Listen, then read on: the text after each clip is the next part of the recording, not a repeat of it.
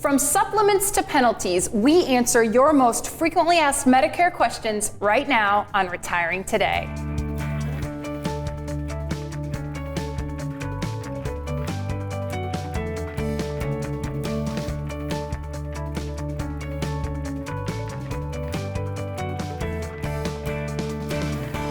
This is Retiring Today. I'm here with AnnaMarie Morrow and Loren Merkle. Loren is a certified financial planner, a certified financial fiduciary, and a retirement income certified professional. And AnnaMarie Morrow is the director of Medicare here at Merkle Retirement Planning. And I emphasized here, AnnaMarie, because this is a new concept for a lot of people. I think people have worked with financial advisors before, and then maybe they went elsewhere for their Medicare and supplement needs. But at Merkle Retirement Planning, you're on staff, you're full-time, you're in the office with everybody else. And so for people that are new to this concept, tell them exactly what you do. It's so great to be here full-time because everyone we meet with has that question and concern about Medicare. Because whether you're looking at income planning, investment planning, tax planning, there's always that portion, that Medicare and healthcare planning, that is a big concern and worry for retirees when they're in that planning process for retirement. Yeah, so you not only help people elect Medicare, you also help them kind of weave through all those supplement options that they have. Exactly, because they have those supplement options before they even reach Medicare eligibility. I mean, I met with a woman the other day who's 59 and Medicare is weighing on her mind because of all the ads, all the commercials, all the flyers that is going around. Are there things before Medicare eligibility that we need to plan for? And there absolutely are. And Loren, I know that you like having AnnaMarie, particularly AnnaMarie, of course, but a Medicare specialist on the staff because you guys are often collaborating when helping people retire. We found over the last couple of years that AnnaMarie has been the director of Medicare. It has been highly effective and a value add to the families and individuals that we work with because as we're building out the entire plan, right, we're building out the income plan. What do you do from a Social Security standpoint? What do you do from a tax planning standpoint, the legacy plan, the investment plan, and then the healthcare plan is an absolutely essential piece. But we have to work together because those components of the plan, all of them have to be coordinated together. Because the decisions that we make, the decisions you make with your tax plan or your income plan could have a direct impact on the decisions that you make with your healthcare plan. And in fact, AnnaMarie and I have a great example that we're going to demonstrate just how all of these components do work together. One of the most effective tax planning strategies that many people incorporate within their overall tax plan is a Roth conversion. And there's many strategies, this is just one. But a Roth conversion, simply what it is you have money underneath a pre-tax IRA or 401k plan, you're taking that money out and you're shifting it over to a Roth IRA. Now in the year that you shift the money from the pre-tax to the Roth IRA, you do pay taxes on that money that you shift over. But once it's in the Roth IRA, it grows tax-free then forever. So later down the road, you take it out, the qualified distribution from the Roth IRA, you take that out, you do not pay taxes on that money or the growth. So that can be a really effective tax planning strategy. And a lot of times in the tax planning, we'll say, let's fill up your tax bracket, the tax bracket that makes the most sense for you. And that can save you tens or some people even hundreds of thousands of dollars over the course of their retirement. But hold on, Loren, there's one other bracket that we need to look at when we're making these decisions, and that is the IRMA Medicare bracket. And this is Medicare Part B. This is where they do a 2-year look back on modified adjusted income to see if you are outside this income threshold, you could have that surtax. And Roth conversions is a part of that income plan. So for example, in 2023, this is for single filer at $97,000. And they do that 2-year look back. So in 2023, they look back to 2021. If as a single filer, or if you're married filing jointly, double it. If you have exceeded that threshold, then you go up to the next bracket where you could pay that increase for Medicare Part B. So this is where we have that overlap and say, hey, we're gonna do Roth conversions, but let's look at the IRMA income bracket as well. And that's exactly what we have to do, AnnaMarie, is not only look at what you would pay on the tax bill from the Roth conversion itself, but what are some of the other costs associated with it? IRMA can be one of those additional costs. But just because you have to pay more does not mean that the Roth conversion strategy is not a good idea. As a prime example, the difference between the $164 a month payment and the $230 is about $66 a month. So about $790 for the year it would cost you extra to be able to convert an extra $26,000. So for some people, that may make a lot of sense. But for other people, that might be an additional cost that does not make sense to convert the extra money. So it's different for everybody, which is why it's absolutely essential for us to be working together to determine what is the best strategy from a tax planning strategy, income planning strategy, and then of course integrated in with the Medicare. And that really is where we have a lot of fun. You know, we sit down, if you're just coming out of these visits and, we have questions about that income bracket, I am here to have those conversations immediately as we're making those decisions in real time. And that's a great example of how you guys work together, make sure people have all the information, that there are no surprises. Another way that Loren and AnnaMarie work together is to educate people, to let them know what's coming up in retirement, and that's in the form of our online Journey to Retirement workshop. So we'll tell you more about the workshop throughout the show, but here's what happens during the workshop. It's interactive, and the viewers, the people watching the workshop, can ask questions. So today we want to take some of the questions that we've gotten during the workshop and answer them for you, because if they're on the mind of the viewers that watch the workshop, we feel that they could be on the mind of the people watching our show today. Absolutely. The workshop that we had last week was a phenomenal workshop. We had a lot of great questions that came from that specific workshop alone, and we answer as many of those questions as we can during the workshop, but sometimes we just get too many for the workshop, and this is an excellent opportunity to cover some of those things that are top of mind for you.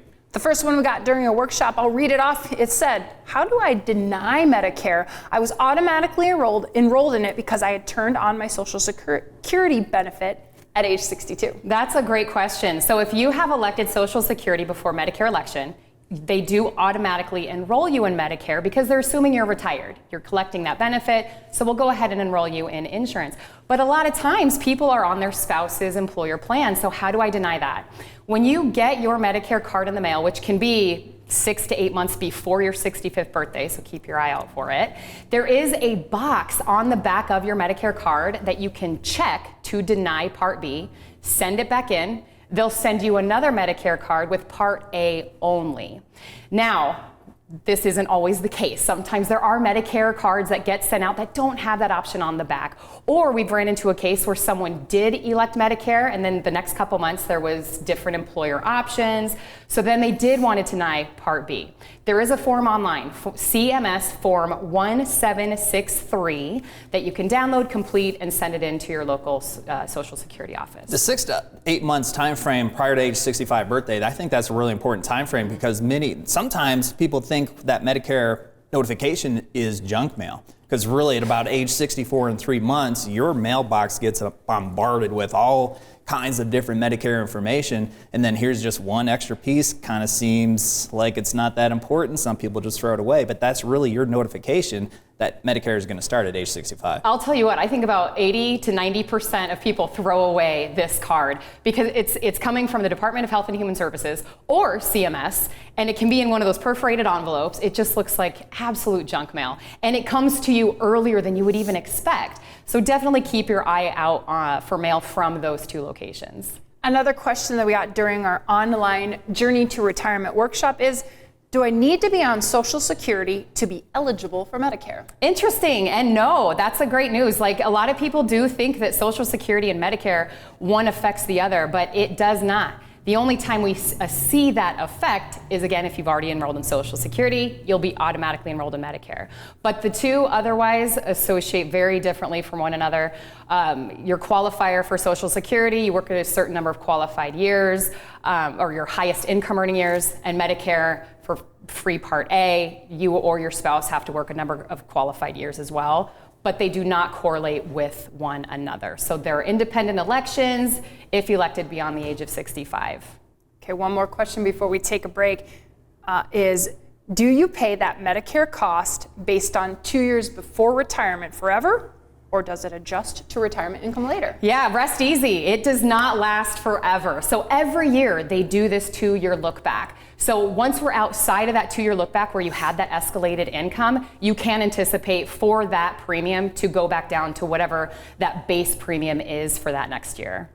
You might have questions about Medicare or some of the other aspects of retirement. Here's a great opportunity. You can speak directly to a retirement planner, or you can schedule a call directly with AnnaMarie Morrow. So there's a website on your screen right now. You'll go there and you can schedule a time and a date that works for you. And if you would like to talk about Medicare, just in the notes, go ahead and write Medicare or healthcare or premiums or IRMA or anything that would cue AnnaMarie Morrow, and then you can schedule your call directly with her. So check out that website, schedule your call, but stay with us. We've got more of your Medicare questions to answer next.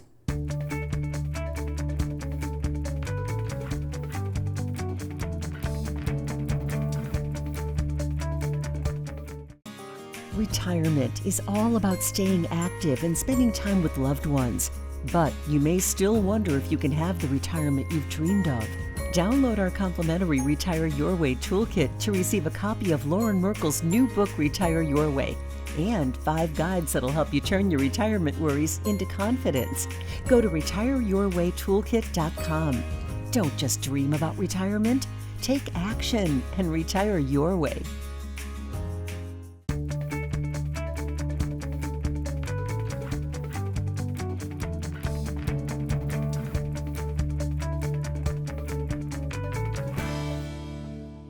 This is Retiring Today. I'm here with AnnaMarie Morrow and Loren Merkle. So we're covering Medicare. We're talking about the questions that we get during the online Journey to Retirement workshop. And Loren, a lot of people have heard of IRMA. You kind of alluded to IRMA, the surcharge, and they're concerned because they've seen numbers like $500 a month for Part B, Medicare Part B. And it's because of that concern that's one of the number one questions we get throughout the online Journey to Retirement workshop, but that's also a question and point of conversation during our planning visits as well. Just a couple weeks ago, I was meeting with a single individual, and she is turning 65, wants to retire around 65, but she was looking at the IRMA tables.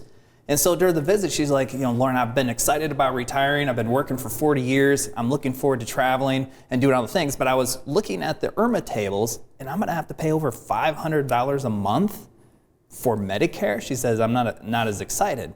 I said, actually, wait a minute. There is an appeal process, and there is an exception for the year that you retire. So actually, you're going to have to pay somewhere around $164 a month. And you should have seen her eyes light up. Not many people know about that appeal process, but it is such an important step in that year that you retire or have that life event and take Medicare. I know somebody that knows a lot about the appeal process. AnnaMarie Morrow, because you've helped a lot of families walk through this and do just what Loren explained there. And we've met with people, one of the most heartbreaking visits we've had is people who don't even know about the IRMA. We had sat down with someone last year or the year before. They came in with what they thought all these costs were, what their net expenses were going to be in retirement, and they knew. They were very detailed. Yeah, very detailed. Which we don't see a lot. So if you don't have that itemized list, that's fine. Okay. But as we went through it, my Medicare Part B is this base premium, whatever it was that year. And then we go through the rest of the planning they had done previously. We look at taxes and income. And then we let them know, well, actually, it looks like you're going to have to pay. It was over $500 again. And then that next question, well, can we even retire now? Right. So yeah, it's heartbreaking both ways, but yes, there is that appeal process. These are forms online. SSA.44 is the appeal process. And we're going to throw this sheet up. This is page 2 of page 8, but this is where we can really dive into the meat of appealing that higher premium. So when you get your letter from Social Security notifying you of IRMA, this comes a couple of weeks or months after you first select Part B, and they're going to let you know based off of your 2-year look back. So in 2023, based off of 2021, this is what we show for your modified adjusted gross income. You're going to put that amount in step 2 here in the reduction in income. And then moving on to step 3, this is where you'll see there it says estimated adjusted gross income for tax year, and you'll fill in this year. And this is where we can really rely on that income planning. We can look at, okay, what do we have estimated for your distributions in this year, because that will also count towards income. We can put that overall plan in place to where you don't have to take this nervous stab in the dark on, oh, what will my income be in retirement? We have those numbers here to make this appeal process much more smooth. And the appeal process is just one more reason that we're really happy to have a director of Medicare, especially you, AnnaMarie, on the team, because for the families and individuals that we work with, this is something that you do for them. Have you guys ever tried to appeal anything? Not that I can. It is. Sure, any legal. A lot of people yeah, won't, just because of the experience that they or somebody else they know has had trying to appeal something.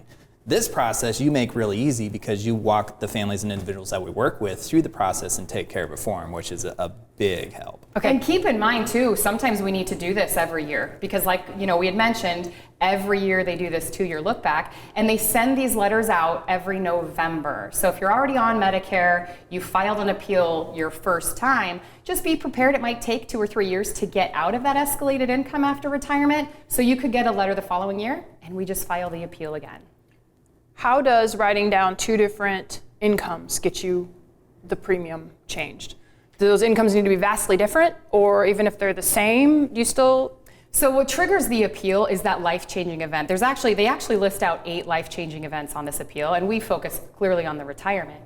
So in that step 2, they ask for, okay, what was that magi while you were working that 2 years ago? Okay. And now that you're retired, they ask for the date of that life-changing event. Now, what is your estimated income moving forward without that W-2 income? Okay. So they would be So taxable income is the key there, right? Because most people aren't living off drastically less money 2 years later, but maybe they have a lot less taxable income because the planning, maybe you're taking from buckets of money that aren't taxable, so they're not showing as much. Is that the big difference? When it comes to your taxable income, when you're working, you have very little control over what your taxable income is unless you just want to make less money. That's not the answer while you're working. You're trying to make as much money as you can. In retirement, if you're really intentional with your tax planning strategy, you have a whole lot more control over the type of income you're receiving and then determine how that is taxed. So it's possible, and a lot of our families want to do this, because once you grow accustomed to a certain lifestyle, like the last few years of your higher earning wages, you don't want to decrease that lifestyle now that you're not working. So your income wants to stay very similar. You want your income to stay very similar, but now you can control based on where you're taking that income from, how it's taxed, which is why you don't necessarily have to have such a high taxable income in retirement as what you did when you were working. Which again is why it's so fun to be able to work together on this. Taking back to those Roth conversions, if that makes sense to fill up those brackets, because in the long run it does make more sense financially to do that, those are decisions that we as a whole make together with the families that we work with. Let's go back to Online Journey to Retirement Workshop. During the workshop, AnnaMarie, you get a lot of questions from people who are like, hey, I would like to retire before I'm Medicare eligible, but I just don't know if I can. That's where we look at what are those options. And basically for qualified healthcare, you have 2 options for qualified healthcare before turning age 65. Number 1 is COBRA, which can have taboo on it because now you're taking over 100% of the premium that your employer was previously offsetting. But then we do that analysis against the marketplace, which is also known as Obamacare, the Affordable Care Act, and these plans are located at healthcare.gov. And we do that analysis to see what type of coverage you're more comfortable with, and then what the cost is, income planning, if we can get a subsidy on the marketplace. There's a lot of factors that go into showing what your options are before 65. But it's that comparison that makes it so much easier and takes that anxiety out of that decision-making process. I mean, here's your options, here's your healthcare options, here's the benefits that come with each one of those healthcare options, and here's the cost to you of those. Once you have that information, your decision on making that healthcare decision becomes much easier, takes the anxiety out of it, the stress out of it, and then marching into retirement, it's like you're on a chariot. Going into retirement, I like that. Everything is much easier. Get on a chariot. Okay, so information. I heard Loren say that word a couple of times. Here's a great way to get more information on Medicare and a lot of the other aspects of retirement. It's our Online Journey to Retirement Workshop. You can go to the website on your screen. It's retirewithmerkle.com, or use that QR code to sign up. You choose a time and a date that works for you. Then you get comfortable, and then you can envision the chariot later. But get comfortable maybe on your couch first. Watch the Online Journey to Retirement Workshop. Ask your questions if you want to, because the retirement planners will be happy to answer your question. And check out that Online Journey to Retirement Workshop. We have got a couple more Medicare questions to answer, including some questions about penalties next.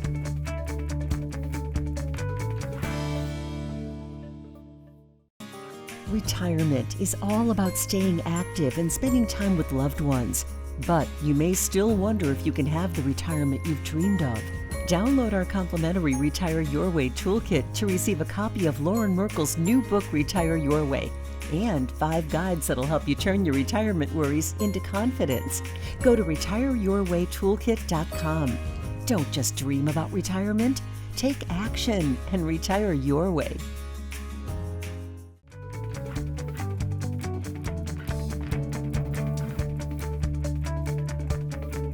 This is Retiring Today. I am here with AnnaMarie Morrow and Loren Merkle. And I was trying to think of a time recently I've paid a penalty and I couldn't think of one. So that's what we were laughing about. I just don't ever, make any mistakes.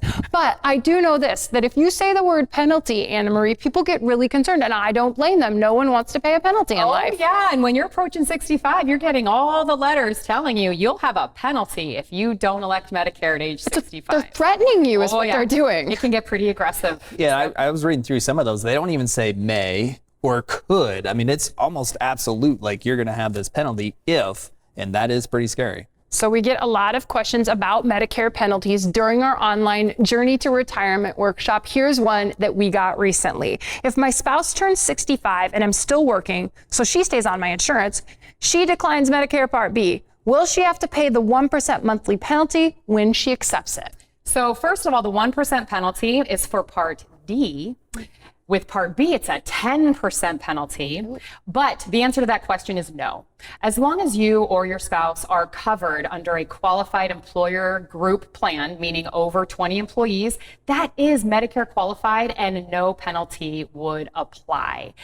Later on, when you do retire, when your spouse retires, there's just one extra form that your employer completes to prove that you did have qualified coverage since turning age 65, which will bypass both penalties for B and D.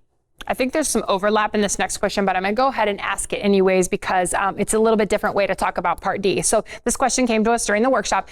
Do you get penalized for Part D if you're still working and have a drug plan? No, because on employer plans, those plans have drug coverage, which again would be Medicare qualified. So we do see that penalty bypassed when we have that proof of coverage verification. And the next question is a good one because it says, how do I change my Medicare coverage? This came in during the workshop. And that is something you go in detail in during the online Journey to Retirement That's workshop. what we help John and Sue achieve their goals. Sue has this goal of having season tickets to the local performing arts center. So to achieve that goal, we illustrate how once we help elect her supplement plan that covers the drugs that she needs covered and the type of healthcare she needs, but not only that first time, but every year moving forward, annual enrollment. Once you elect Medicare, you want to put annual enrollment on your calendar, just like you do meeting with your tax accountant at the beginning of the year. Annual enrollment is October 15th to December 7th. This is the time where we help Sue and the families we work with make sure that they're still set up for success the following year. Because even if your medications haven't changed, the drug plan that you are on can and often do change the medications that are covered. So we've seen these terrible stories come in where they go in for their 90-day refill in November and they have maybe a $5 copay. 90 days later into the next year, hundreds of dollars. They didn't know that they didn't know their drug coverage could change, being on that same drug coverage. So that's one of the things we dive into on that workshop, is showing the success and the savings that can help people achieve their goals through retirement when we put in successful planning for healthcare in place. Yeah, John and Sue, Loren, are the stars of the online Journey to Retirement workshop. They're the stars, but when you're watching it, you are actually the star, because John and Sue do have very specific goals about what they're trying to accomplish. Your goals probably will be significantly different, but what you're going to be able to take away from it are specific strategies that you can implement in your retirement plan to help you achieve your goals on what you're trying to accomplish. And one of the things that people really love about the online workshop is that it is online. It is extremely convenient. Watch it from the comfort of your own home, or if you're on vacation, watch it from your VRBO. I like it. Right, if you got some extra time. And it's jam-packed with information and strategies that can really benefit you as you're trying to put together how you're going to make this transition from working to retirement. And who is a really good candidate to sign up for the online Journey to Retirement workshop? Anybody and everybody, as far as I'm concerned. When you're within that 10 years of retirement, there are strategies that we discuss that can really set you up for success when you get closer. We've talked about just the 2-year look back. you're not even within a year of electing Medicare, and there's already planning that can go into place. So if you're in between that 5 and 10 years of retirement, there are strategies that we can implement now to really set you up for success moving forward. Loren, even people that maybe are already working with a financial advisor, there's probably maybe some new information they haven't heard inside this workshop? Actually, most of the people who end up working with us do already have a financial advisor, and what they find is that what they have done when they're 40 or 50 with that financial advisor worked really well. But what they need in this new phase of life that they're going into is a full, comprehensive retirement plan that focuses on way more than just the investments. And once you sit through the journey, it will probably open your eyes about what should go into a retirement plan, what you should be considering thinking about as far as the strategies and the planning and the decisions that you're going to have to make. Many of these decisions are permanent decisions, and that's why we say you get one chance. You get one chance to get retirement right. You do not want a do-over when it comes to retirement. When we teach these classes in person, sometimes these workshops in person, sometimes people come up to us and they say, I wish I would have. I wish I would have known that information 5 years ago. That's one of the things that you want to try to avoid in your plan. Avoid the regret, be proactive, get the information in advance to help develop your plan. But also, if you're watching this and you're already retired, you're thinking, well, I'm past that phase. I've already entered retirement. What's the benefit there? I feel the tax planning, it's never too late with tax planning. We dive into RMDs and some strategies to implement there as well. Yeah, taxes don't go away in retirement, so you have to keep playing them. So you want to pay your fair share, but get as efficient as you can and squeeze every dollar out of retirement that you can. They may not go away, but you have a lot more control over them. You just have to choose to take control. And you can choose to take control right now by going to retirewithmerkle.com. There you can sign up for a complimentary online Journey to Retirement workshop. All the information you need is on your screen. It's retirewithmerkle.com, or there's a QR code. We'll continue talking about retirement on this show. It's Retiring Today, and we thank you for watching.